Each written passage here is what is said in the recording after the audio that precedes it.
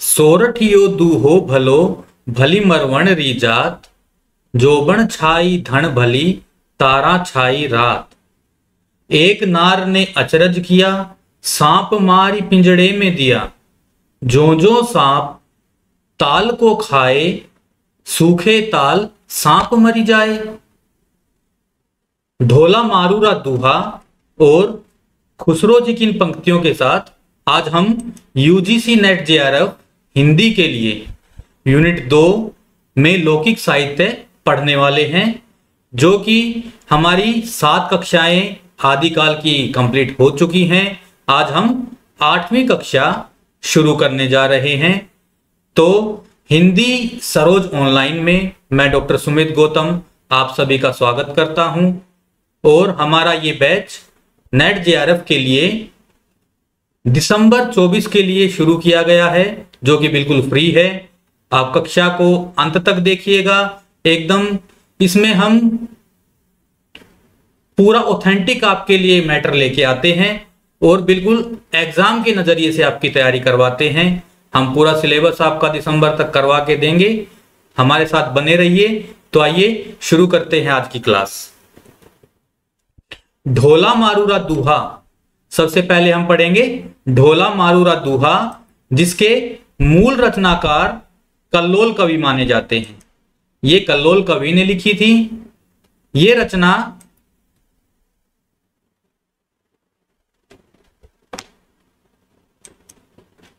ये रचना 1473 ईस्वी में लिखी गई। इसमें कुल छंद 788 हैं। इसका काव्य रूप मुक्तक है। भाषा इसमें राजस्थानी है। इसका प्रमुख रस वियोग श्रृंगार रस है और अल्प रूप में संयोग श्रृंगार रस भी इसमें हमें मिलता है। इसकी भाषा राजस्थानी है और शैली डिंगल है। भाषा अगर राजस्थानी आएगी तो शैली डिंगल अपने आप आ जाएगी। और ये प्रेम गाथात्मक काव्य है। इसकी मूल रचना लुप्त हो गई थी, जो बीकानेर के आसपास केवल गेय परंपरा में उपलब्ध थी। तो ये मोस्ट इंपोर्टेंट लाइन है। क्वेश्चन आ सकता है ऐसे कंपटीशन एग्जाम में कि निम्नलिखित में से किस रचना की मूल गायब हो गई थी या लुप्त हो गई थी, जो कि बीकानेर के आसपास। बीकानेर शब्द जो है ये इसमें महत्वपूर्ण है। इस रचना के लिए बीकानेर शब्द के आसपास ये केवल गेय परंपरा में उपलब्ध थी। आगे पढ़ते हैं। 1561 ईस्वी में जैन कवि कुशल लाभ ने इसके पदों का संकलन किया, यानी कि दोबारा से इसको संकलित किया जैन कवि कुशल लाभ ने। तो अगर एग्जाम में क्वेश्चन आ जाता है कि ढोला मारूरा दूहा के रचनाकार कौन हैं और उसमें ऑप्शन दिए होते हैं 4, तो अगर कल्लोल कवि दिया हो तो कल्लोल कवि को हमें ठीक उत्तर लगाना है, और कुशल लाभ का नाम दिया हो तो कुशल लाभ को टिक कर देना है, क्योंकि इसके मूल रचनाकार कल्लोल कवि हैं और बाद में कुशल लाभ ने इसको दोबारा से संकलित किया था।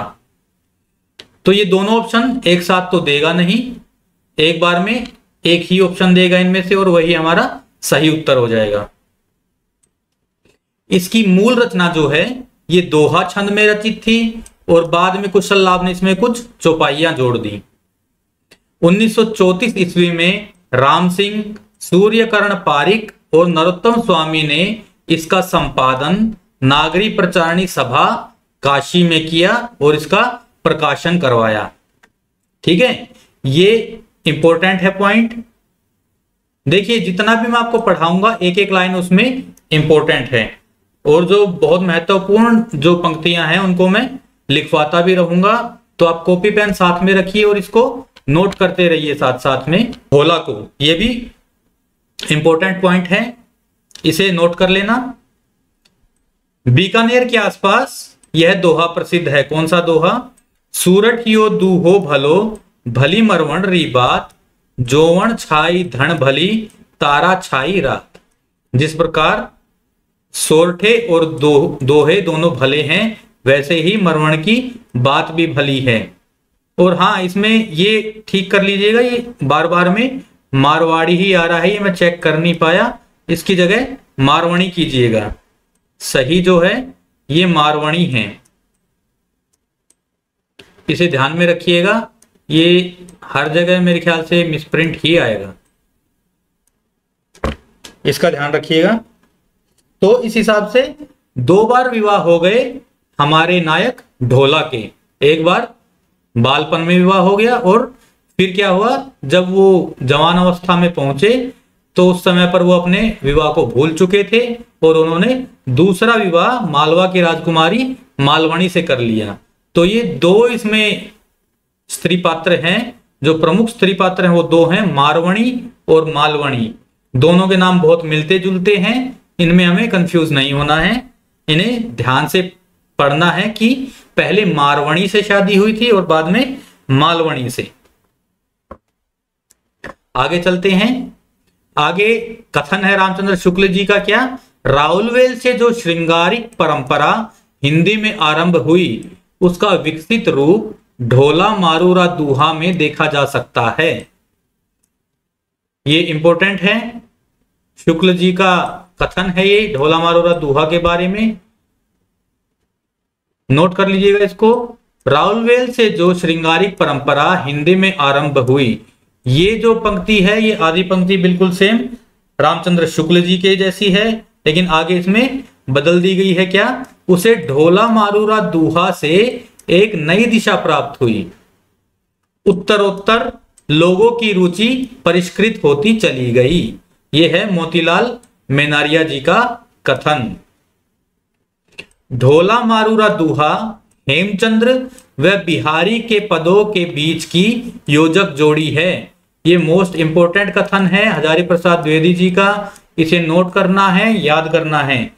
ये प्रश्न इस प्रकार भी आ सकता है कि आचार्य हजारी प्रसाद द्विवेदी जी के अनुसार हेमचंद्र तथा बिहारी के पदों के बीच की योजक जोड़ी कौन सी रचना मानी जाती है, तो उसका सही उत्तर हो जाएगा ढोला मारूरा दूहा। आगे, कागल नहीं की मसी नहीं लिखता आलस थाई, कहें उन देश संदेशड़ ई मोलई बड़ई बिकाई।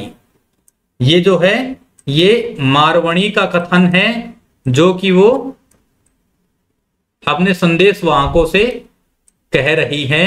क्या कह रही है कि नायक ने, जो नायक हैं ढोला, क्या उनके देश में, उनके राज्य में कागज नहीं है या स्याही नहीं है, या फिर उन्हें पत्र लिखते हुए आलस आता है।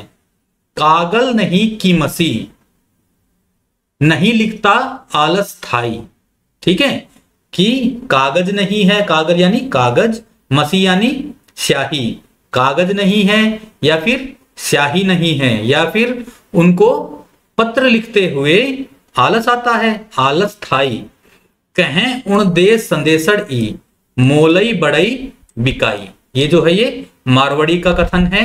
ये इस प्रकार भी आ सकता है कि किसका कथन है, किसके बारे में है, तो इसको याद रखना है। आगे ये 2 कथन और हैं, इसके पंक्तियां हैं इस काव्य की। क्या है इसमें, राती ज सूनी निशय भरी सुनी महाजन लोई, हाथाड़ी छाला पड़ा चीर निचोई निचोई। ये जो है ये मालवणी विरह की जो है ये पंक्तियां हैं। इसमें क्या है कि रात की सूनी अंधियारी में मेरी पुकार, रोने की जो आवाज थी, चीख थी, वो महाजन ने, बाहर बैठे हुए महाजन ने सुन ली, और मैं इतना रोई हूं कि चीर निचोई निचोई, यानी कि कपड़े मेरे पूरे भीग गए मेरे आंसुओं से, और उसको निचोड़ निचोड़ के मेरे हाथों में छाले पड़ गए। ये जो है ये विरह वर्णन है, इसमें बहुत ज्यादा अतिशोक्ति कर दी गई है। तो ये वाली पंक्तियां याद रखनी है कि किस रचना की है ये पंक्ति, ये प्रश्न आ सकता है इसमें। आगे, आडा डूंगर बण घना खरा पियारा मित, देह विधाता पंखुड़ी मिली मिली आवो नित्य।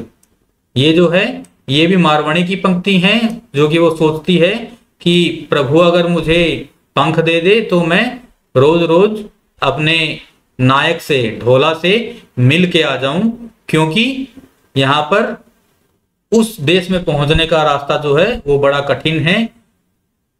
आगे आचार्य हजारी प्रसाद द्विवेदी, नरोत्तम स्वामी और आचार्य विश्वनाथ प्रसाद मिश्र इस रचना को परिष्कृत लोक रुचि का प्रतीक मानते हैं। परिष्कृत लोक रुचि का प्रतीक कौन कौन मानता है? इन तीनों साहित्य इतिहासकारों का नाम याद रखना है। एचपीडी आचार्य हजारी प्रसाद द्विवेदी, नरोत्तम स्वामी, आचार्य विश्वनाथ प्रसाद मिश्र। ये तीनों जो है इसे परिष्कृत लोक रुचि का प्रतीक मानते हैं, क्योंकि बीकानेर क्षेत्र में इसके जो प्रेम गीत हैं वो बहुत खूब गाए जाते हैं और आज भी गाए जाते हैं। आचार्य शुक्ल जी इसे, इसका जो मालवणी मनोहर प्रसंग है, जो कि मालवणी मनोहर प्रसंग है, यहां मनोहर नहीं मनोहार आना चाहिए, इसको ठीक कर लीजिएगा, मनोहर नहीं यहां मनुहार आएगा। इसमें क्या है कि मालवणी को मनाता है ढोला, तो उस प्रसंग का नाम मालवणी मनुहार प्रसंग दिया है। इसको ठीक कर लीजिएगा, मनोहर की जगह मनुहार आएगा। सामान्य पद्मावत से, ये देखिए ये भी इसमें मिसप्रिंट हो गया है। क्या है इसमें? आचार्य रामचंद्र शुक्ल ने इसके मालवणी मनुहार प्रसंग को पद्मावत के नागमती वियोग खंड जैसा बताया है। ठीक है, पद्मावत के नागमती वियोग खंड के जैसा मालवणी मनुहार प्रसंग को बताया है। डॉक्टर नागेंद्र हिंदी में श्रृंगार परंपरा का आरंभ इसी रचना से मानते हैं। इंपॉर्टेंट है ये कि डॉक्टर नागेंद्र किस रचना से श्रृंगार परंपरा का आरंभ मानते हैं, वो है ढोला मारूरा दूहा। आगे कथन है, ढोला मारूरा दूहा का सबसे पुराना रूप संभवतः 11वीं से 12वीं शताब्दी का रहा होगा। परवर्ती हिंदी साहित्य के दोहाबद्ध काव्य को समझने की दृष्टि से इस पुस्तक का पर्याप्त महत्व है। ये है आचार्य हजारी प्रसाद द्विवेदी जी का कथन। इसमें जो पुराना रूप है, जो कल्लोल कवि वाला रूप है, उसका समय इन्होंने 11वीं से 12वीं शताब्दी इस कथन में बता दिया है। हो गया होगा, आगे चलते हैं, लिख लीजिएगा। अब ये थोड़ी सी कथा मैं आप लोगों के लिए लेके आया हूं कि असल में ये कथा है क्या। ढोला और मारू की जो ये कथा है, ये है क्या। एक पूगल देश के राजा थे, जिनके देश में अकाल पड़ गया, तो वो नरवर राज्य में आ जाते हैं और वहां उनकी बेटी है मारू, मारवणी। मारवणी जो है ये पूगल देश के राजकुमार, पूगल देश के राजा की बेटी थी और उनका विवाह नरवर के राजकुमार ढोला से, सालय कुमार से कर देता है बहुत छोटी उम्र में ही। उस समय ढोला की उम्र 3 और मारू की 1.5 साल होती है। सुकाल आने पर पूगल का राजा परिवार सहित अपने महल लौट जाता है। कई साल बीत जाते हैं। इसमें क्या होता है कि ढोला के माता पिता की मृत्यु हो जाती है, उनकी मृत्यु हो जाती है, अकाल मृत्यु, जो कि बचपन में ही हो जाती है। ढोला जब छोटे थे और जब वो बड़े होते हैं, युवा होते हैं, तो वो अपने विवाह को भूल जाते हैं, बचपन के विवाह को भूल जाते हैं, जिसके कारण वो दूसरा विवाह मालवणी से कर लेते हैं। और मालवणी को भी पता है, मालवणी को पता चल जाता है कि इनका विवाह यानी कि ढोला का विवाह बचपन में हो चुका है मारू से। और उन्हें यह भी पता है कि मारू जो है वो अत्यंत सुंदर महिला है, इसलिए वो पूगल से आया हुआ कोई भी संदेश ढोला तक पहुंचने नहीं देती है। जो मारवणी है वो ढोला को कई बार संदेश पहुंचाती है, किसके हाथों? ढाड़ियों के हाथों। ये प्रश्न भी आ सकता है कि किसके हाथों वो संदेश पहुंचाती थी, तो ढाड़ियों के हाथों। एक जाति होती है, ढाड़ी जाति होती है राजस्थान में, जिनका काम होता है गाना बजाना, उनके हाथों मारू जो है संदेश पहुंचाती थी, लेकिन वो संदेश मालवणी तक पहुंचते और मालवणी ढोला तक उन पत्रों को नहीं पहुंचने देती थी। उधर मारू एक रात सपने में ढोला को देखती है।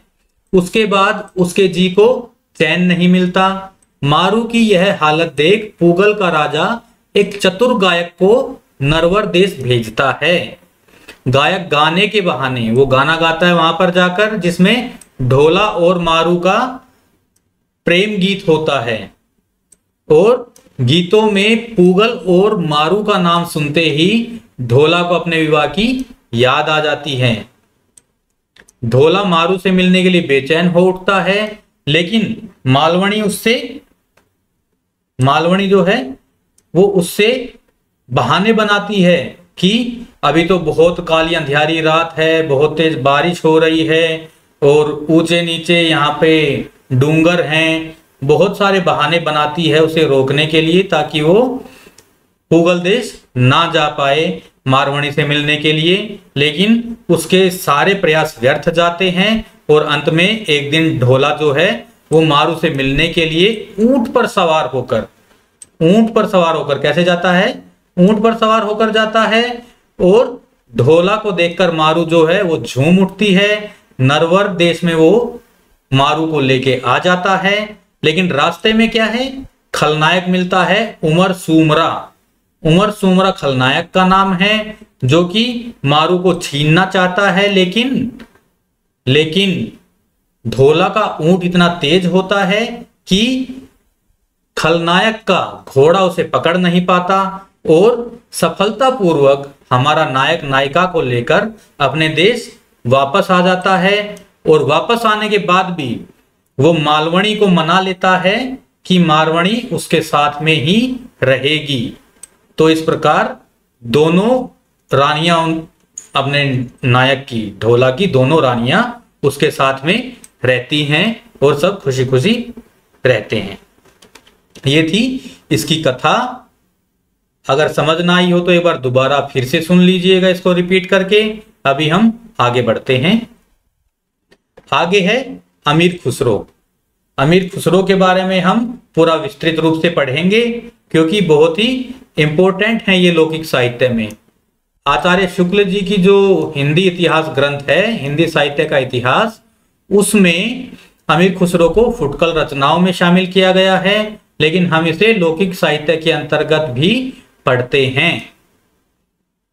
इनका मूल नाम क्या था? अब्दुल हसन, और पूरा नाम अब्दुल हसन यमीन अल दीन। इनका जन्म 1255 ईस्वी एटा जिले के पटियाली गांव में हुआ। इनका निधन 1324 ईस्वी में हुआ, और इनके गुरु का नाम निजामुद्दीन औलिया। यह प्रश्न बार बार आता है कि इनके गुरु का नाम क्या था, तो निजामुद्दीन औलिया था। इसको याद रखिएगा, ये कॉम्पिटिटिव एग्जाम्स में, किसी भी कॉम्पिटिटिव एग्जाम में इसे पूछ लिया जाता है।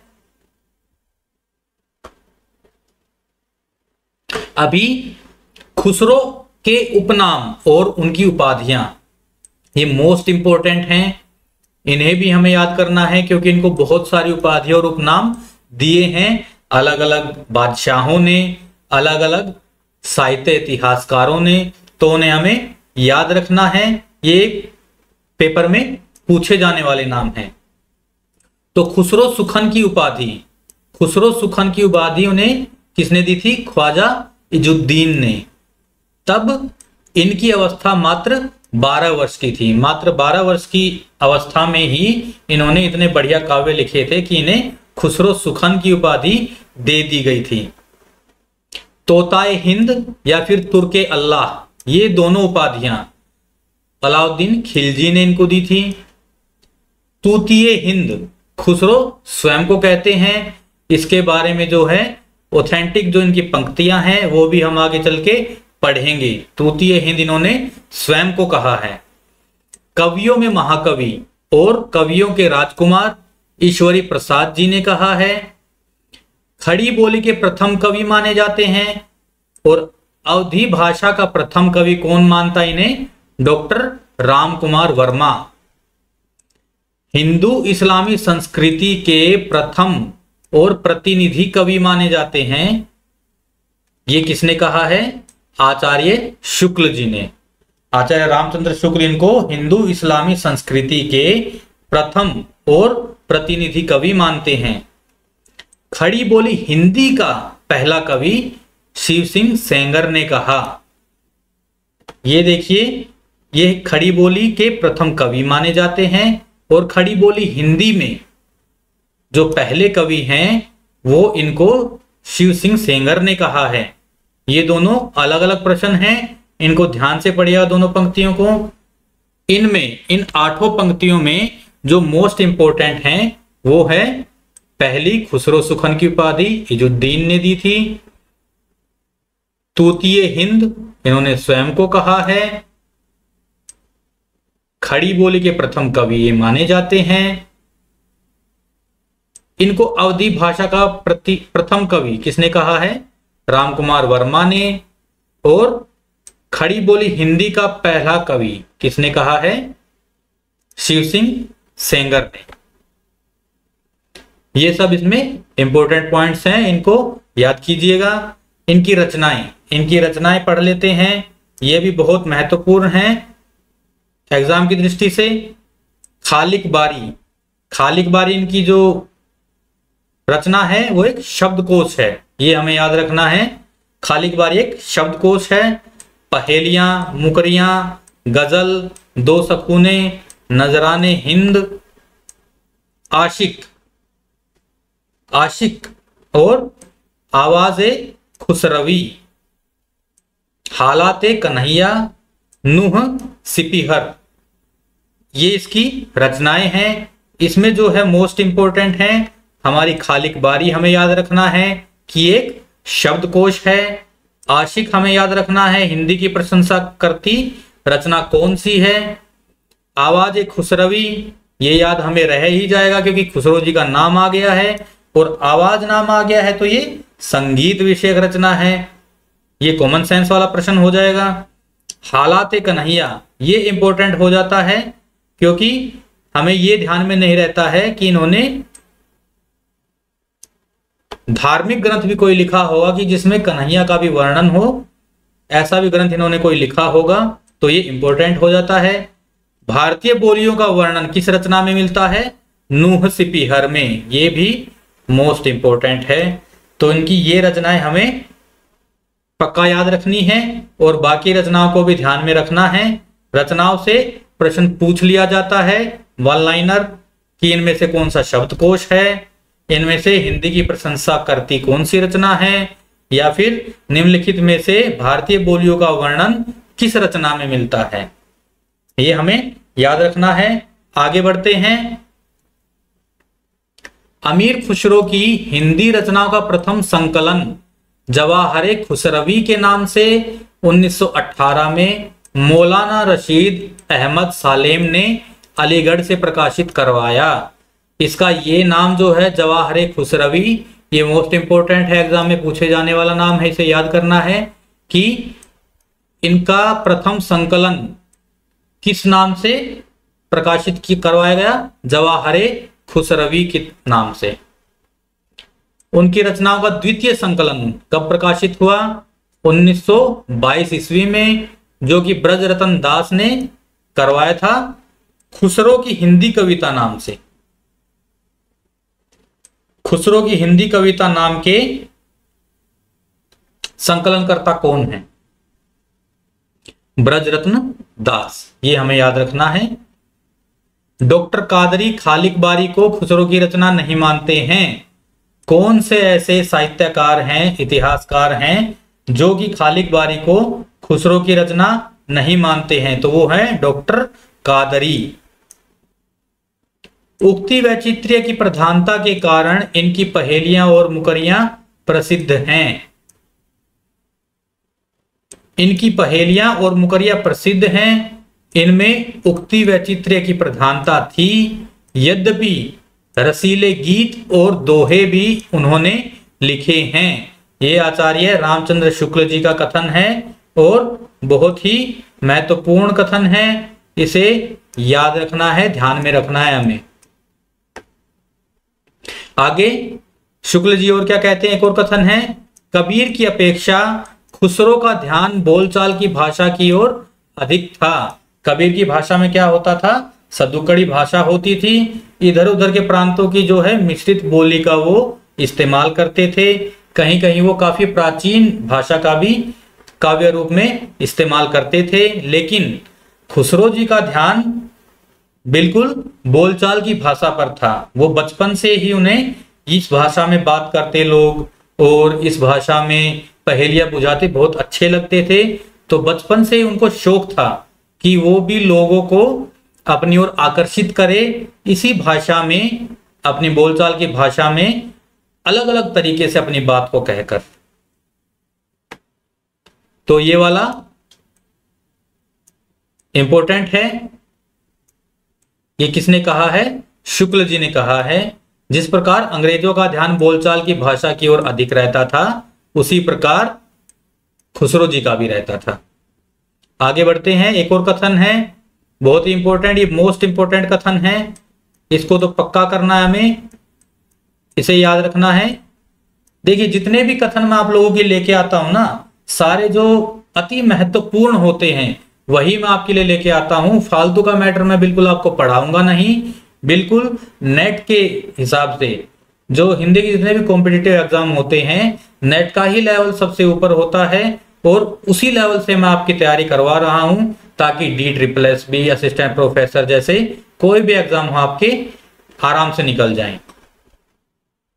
तो खुसरो की हिंदी रचनाओं में दो प्रकार की भाषा पाई जाती है, ठेठ खड़ी बोलचाल की भाषा, और ये किस में मिलती है, पहेलियों में, मुकरियों में और दो सखुनों में मिलती है। लेकिन गीतों और दोहों की भाषा में जो है वो ब्रज या फिर मुख्य प्रचलित काव्य भाषा का इस्तेमाल किया गया है। और उनकी इसी ब्रज भाषा को देख, इनमें क्या है, इनकी ब्रज भाषा में उर्दू मिक्स रहती थी। तो क्या है, इतिहास लेखक प्रोफेसर आजाद को ये भ्रम हो गया कि ब्रज भाषा से खड़ी बोली निकल पड़ी। ये वाली लाइन आप याद कर लीजिएगा तो पूरा कथन पता चल जाएगा कि आचार्य रामचंद्र शुक्ल जी का है कि ब्रज भाषा से खड़ी बोली निकल पड़ी। ये प्रोफेसर आजाद ने कहा है, और अगर ये कथन आता है तो ये कथन रामचंद्र शुक्ल जी का है। ये मोस्ट इंपोर्टेंट कथन है। आगे बढ़ते हैं, खुसरो हिंदी के प्रथम कवि हैं जिन्होंने आदिकाल में मनोरंजन पूर्ण साहित्य लिखा। ये आचार्य हजारी प्रसाद द्विवेदी जी का कथन है। एक और कथन देख लेते हैं, खुसरो ने लोक रुचि को ध्यान में रखकर साहित्य की सर्जना की है या फिर साहित्य रचना की है।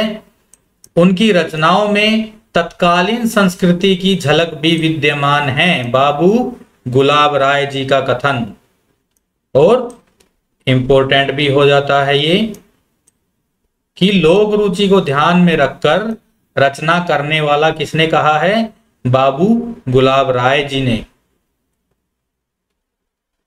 आ गया होगा समझ में, नोट कर लीजिएगा। आगे बढ़ते हैं, प्रसिद्ध पंक्तियां।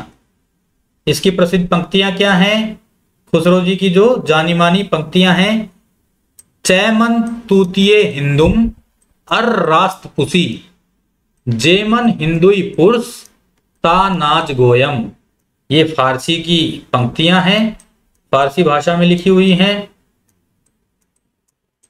जिसका अर्थ है कि मैं हिंदुस्तान की तूती हूं, अगर तुम वास्तव में मुझसे कुछ पूछना चाहते हो तो हिंदवी में पूछो, ताकि मैं कुछ अद्भुत बता सकूं। ये खुसरो जी की पंक्ति है जिसमें वो स्वयं को हिंदुस्तान की तूती, तूतिये हिंद बोलते हैं। ये मोस्ट इंपोर्टेंट पंक्ति है जो कि बहुत बार परीक्षाओं में पूछी जा चुकी है। गोरी सोवे सेज पर मुख पर डारे केस, चल खुसरो घर आपने रैन भई चहुदेस। ये खुसरो जी ने अपने निजामुद्दीन ओलिया जो इनके गुरु थे उनके निधन पर कहा था। उनके निधन पर जैसे इनको खबर मिली कि नहीं रहे तो ये दौड़े दौड़े गए वहां पर, और तब तक उनका जनाजा सज चुका था और बाल बड़े बड़े थे उनके। तो उनके बारे में, अपने गुरु के बारे में ये बोलते हैं कि गोरी सोए सेज पर मुख पर डारे केस, उन्होंने मुख पर बाल डाले हुए हैं। चल खुसरो घर आपने, कि हमारे गुरु जब चले गए तो अपने घर चलो, क्योंकि इस देश में अब अंधेरा ही अंधेरा है। गुरु के बिना उन्हें सब जगह अंधियारा दिखाई देने लग गया। समझ में आ गया होगा। आगे चलते हैं। ये भी इनकी पंक्तियां हैं कुछ। मोरा जोबना नवेलरा भयो है गुलाल, कैसे गर्दीनी कस मोरी माल। ये भी कई बार पूछी गई पंक्तियां हैं। ये नेट के एग्जाम में भी पूछी जा चुकी है, इंपॉर्टेंट है, दोबारा पूछी जा सकती हैं। सूनी सेज डरावन लागे बिरहा अगिन, मोही डस डस जाए, जे हाल मिस्की मकुन तगालुफ दौराय नैना बनाए बतियां। ये जो है ये 4 पंक्तियां हैं। उसकी जो एक पंक्ति है शीर्षक वाली पंक्ति है, उसी से हम पहचान जाएंगे। ये इसी प्रकार आएगा कि इस पंक्ति को पहचानिए कि ये किसकी है। तो हमें सही उत्तर लगा के आना है अमीर खुसरो जी। इस एक पंक्ति से उन 4 पंक्तियों की पहचान हो जाएगी।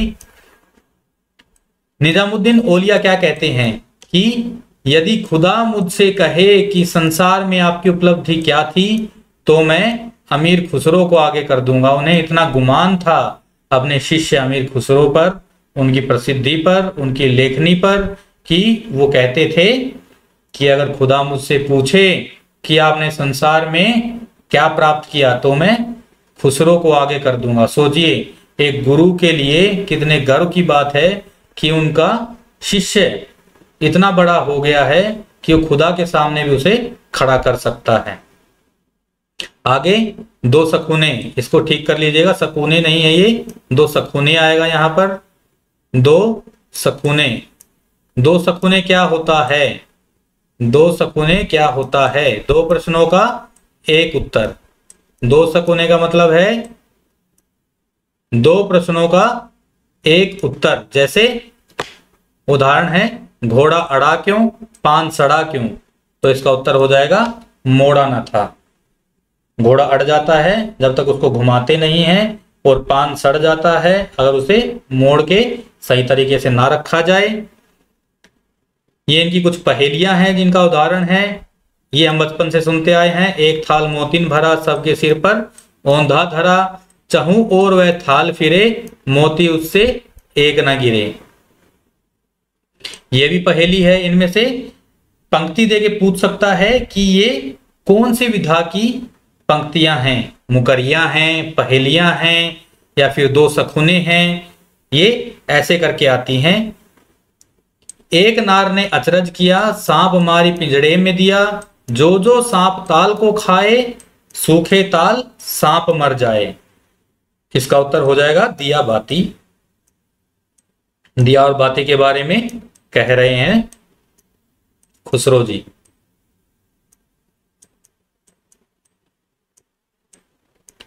आगे चलते हैं। एक नार 2 को ले बैठी, टेढ़ही होके बिल में बैठी, जिसके बैठे उसे सुहाए, खुसरो उसके बलबल जाए। इसका उत्तर आप मुझे कमेंट में लिख दीजिएगा। आगे खुसरो ने हिंदी के लिए हिंदवी शब्द का प्रयोग किया। उन्होंने 11 शासकों के उत्थान पतन देखे हैं, यानी कि 11 शासकों के दरबार में उन्होंने कविताएं पढ़ी हैं। हजारी प्रसाद द्विवेदी ने उन्हें मेधावी सुकवि कहा है। इन सब का ऑथेंटिकेशन आपको शुक्ल जी की बुक में मिल जाएगा, जो मैं आपके लिए लेके आया हूं, और वो आगे हम पढ़ने वाले हैं। खालिक बारी की रचना किस लिए की गई थी, ये भी मोस्ट इंपोर्टेंट हो जाता है। इसे याद रखना है कि खालिक बारी की रचना गयासुद्दीन तुगलक के पुत्र को भाषा ज्ञान देने के लिए की गई थी, या फिर ऐसे घुमा के क्वेश्चन आ जाएगा। गयासुद्दीन तुगलक के पुत्र को भाषा ज्ञान देने हेतु अमीर खुसरो ने कौन सी रचना रची? खालिक बारी। इनकी आखिरी कलाम भी बहुत मशहूर हुई है, प्रसिद्ध हुई है। इसमें क्या है? प्रलय के दिन का वर्णन है। प्रलय के दिन का वर्णन आखिरी कलाम में हुआ है। नाम से भी प्रतीत होता है हमें आखिरी कलाम, जिसमें प्रलय का वर्णन है। इस महान ग्रंथ को फारसी में प्रकाशित करवाया गया था। सबसे पहले ये फारसी में प्रकाशित हुई थी। तो आखिरी कलाम हमें याद रखना है, खालिक बारी हमें याद रखना है, नूह सिपीहर हमें याद रखना है। इनकी जो मेन रचनाएं मोस्ट इंपोर्टेंट मैंने बताई हैं वो सभी याद रखनी है कि किस रचना में क्या है। ऐसे करके क्वेश्चन बहुत बार आता है। आगे बढ़ते हैं। ये शुक्ल जी के इतिहास से कुछ तथ्य मैं आपके लिए जुटा कर लाया हूं जो मुझे बहुत इंपॉर्टेंट लगे। इसे पढ़ लेते हैं एक बार। वैसे हम इनमें से मैक्सिमम पढ़ चुके हैं, लेकिन एक बार ऑथेंटिसिटी के लिए और कुछ नया मिल जाए हमें, उसके लिए कहीं कुछ छूट ना जाए, इसके लिए शुक्ल जी का इतिहास पढ़ना बहुत जरूरी है। वीर गाथा काल समाप्त होते होते हमें जनता की बहुत कुछ असली बोलचाल और उसके बीच कहे सुने जाने वाले पद्यों की भाषा के बहुत कुछ असली रूप का पता चलता है। और पता देने वाले कौन हैं? दिल्ली के खुसरो मियां और तिरहुत के विद्यापति। विद्यापति के बारे में हम अगली कक्षा में बहुत ही डिटेल में पढ़ने वाले हैं, तो हमारी अगली कक्षा पक्का देखना है विद्यापति के बारे में। आगे ये कथन पश्चिम की बोलचाल, गीत, मुख प्रचलित पद्य आदि का नमूना जिस प्रकार हम खुसरो की कृति में पाते हैं, उसी प्रकार बहुत पूर्व का नमूना विद्यापति की पदावली में। ये कथन शुक्ल जी का इंपॉर्टेंट लगा मुझे, इसलिए मैं आप लोगों के लिए लाया हूं। ये परीक्षा में पूछे जाने लायक कथन है, इसे भी पढ़ लीजिएगा। आगे खुसरो जी का जो समय है वो क्या बताते हैं? पृथ्वीराज की मृत्यु के 10 वर्ष पीछे, 90 वर्ष पीछे, 90 वर्ष बाद बताते हैं खुसरो जी का समय। 1340 ईस्वी के आसपास आरंभ की इन्होंने कविताएं लिखनी, काव्य लिखना। इन्होंने गयासुद्दीन बलबन से लेकर अलाउद्दीन और कुतुबुद्दीन मुबारक तक कई पठान बादशाहों का जमाना देखा था। ये फारसी के बहुत अच्छे ग्रंथकार और अपने समय के नामी कवि थे। इनकी मृत्यु का समय दिया हुआ है, कोई इंपॉर्टेंट है नहीं खास। आगे ये है ठेठ खड़ी बोलचाल पहेलियों, मुकरियों और दो सखूनों में मिलती है। यद्यपि उनमें भी कहीं कहीं ब्रज भाषा की झलक है, पर गीतों और दोहों की भाषा ब्रज या मुख प्रचलित काव्य भाषा ही है। ये कथन हम पहले पढ़कर आए हैं शुक्ल जी का, और ये मोस्ट इंपोर्टेंट कथन है, ऑथेंटिक कथन है, इसलिए परीक्षा में बार बार पूछा जाता है। अलग अलग परीक्षाओं में पूछ लेते हैं ऐसे कथन, बहुत आम बात है, इसे याद कर लीजिएगा। इसमें यह बताया था मैंने आपको, एक प्रोफेसर आजाद का नाम भी याद रखना है कि किसने कहा था ब्रज भाषा से खड़ी बोली निकल पड़ी। आगे बढ़ते हैं। खुसरो जी के नाम पर बाद में काफी पहेलियों का संग्रह प्रकाशित हो चुके हैं, लेकिन बहुत से संग्रह जो हैं वो ऑथेंटिक नहीं हैं, क्योंकि उसमें जोड़ी गई पहेलियां साफ साफ पता चलती हैं। जैसे कि इसमें एक उदाहरण दिया हुआ है हुक्के वाली पहेली, जो कि खुसरो जी के जमाने में तंबाकू का चलन हिंदुस्तान में था ही नहीं। इसका चलन जो है ये अंग्रेजों के समय में, जहांगीर के समय में चला था और काफी बाद में इसका चलन चला है, तो ये पहेली इनकी हो ही नहीं सकती है। इस प्रकार की कई पहेलियां जो है खुसरो जी के नाम पर संग्रहित करके चलाई जाती हैं, जो कि ऑथेंटिक नहीं है। ये लिख रहे हैं हमारे शुक्ल जी। आगे बढ़ते हैं।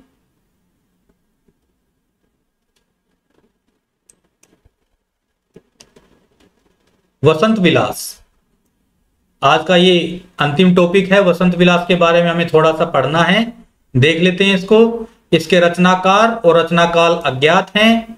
माता प्रसाद गुप्त इसे 13वीं शताब्दी की रचना मानते हैं। इसमें कुल 84 छंद हैं, 84 छंद है इसमें। काव्य रूप इसका मुक्तक है। इसका प्रधान रस वियोग श्रृंगार रस माना जाता है। इसका वर्ण विषय क्या है? स्त्रियों पर बसंत ऋतु के मादक प्रभाव का चित्रण। स्त्रियों पर बसंत ऋतु के मादक प्रभाव का चित्रण किस रचना में मिलता है? बसंत विलास में मिलता है। ये कहां प्रकाशित करवाई गई? हाजी मोहम्मद स्मारक ग्रंथ। इसमें से अगर आना होगा तो ऐसा ही प्रश्न आएगा, यही प्रश्न आने के चांसेस रहते हैं ज्यादा, कि बसंत विलास का प्रकाशन कहां करवाया गया? हाजी मोहम्मद स्मारक ग्रंथ में करवाया गया, जो कि 1952 का है। ये याद रखने लायक पॉइंट है इसमें। और इसके संपादक कौन थे? केशवलाल हर्षाद राय ध्रुव। केशवलाल हर्षाद राय ध्रुव इसके संपादक थे। इनका नाम याद रखना है, ये हर्षाद है, ठीक कर लीजिएगा इसको, हर्षद नहीं, हर्षाद है ये। उन्होंने किसके आधार पर? एक हस्तलिखित प्रति के आधार पर इसका संपादन किया था।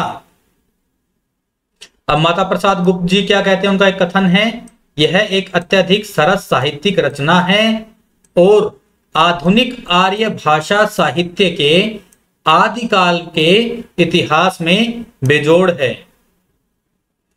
यह माता प्रसाद गुप्त जी का कथन है, कोई ज्यादा इंपॉर्टेंट नहीं है। इस काव्य की भाषा से ही पिंगला सरस भाषा का रूप लेती प्रतीत होती है।